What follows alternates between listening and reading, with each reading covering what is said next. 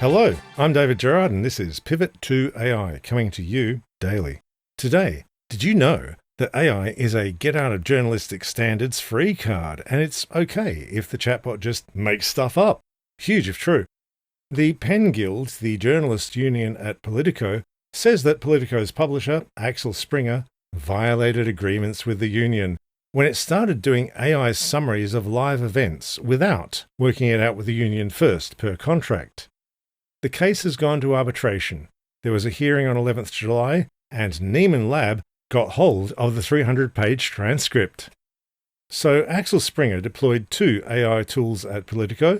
Firstly, Leto generates live summaries of speeches. Leto's output was on the front page of Politico.com for last year's Democratic National Convention and for the vice presidential debate. And there's also Report Builder, so Politico Pro subscribers can generate AI summaries using Politico's archive. Trouble is, both tools generate false statements and violated the Politico style guide on acceptable phrasing. And the bad content was taken down silently, without corrections or retractions, as should happen with live blogs on Politico. The dodgy chatbot output wasn't off in a quiet experimental corner of the site. The Leto summaries were going straight to the front page. How did management justify this? They said the new tools weren't subject to Politico's editorial standards. You know, standards like don't publish false claims you made up, because they're AI.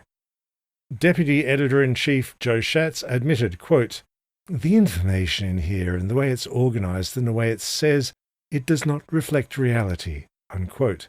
But he maintained that Report Builder is, quote, outside the newsroom, unquote. So it doesn't matter if it's trash-riddled with errors. Politico management maintains that using AI for collecting and summarizing information doesn't count as news gathering for the contract, technically.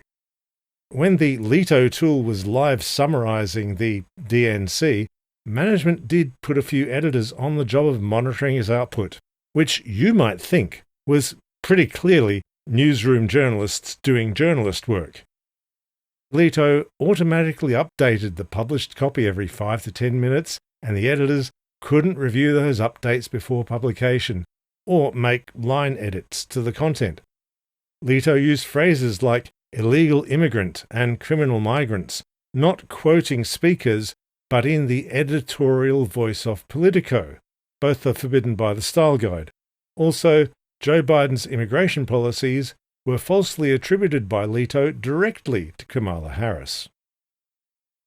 Axel Springer also sprung these tools on the journalists. The union contract requires 60 days' notice for AI tech on the job.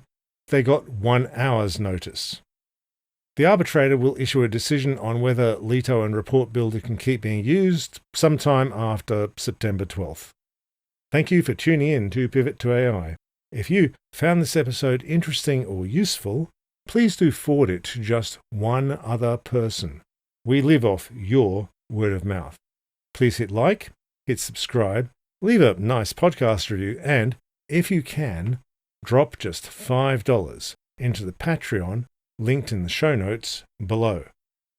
Also, the Redbubble sale is still on, 25% off all your Pivot t-shirts and mugs and stuff. Ending soon. Get your Clippy while you can. Thank you all. See you tomorrow, and bye for now.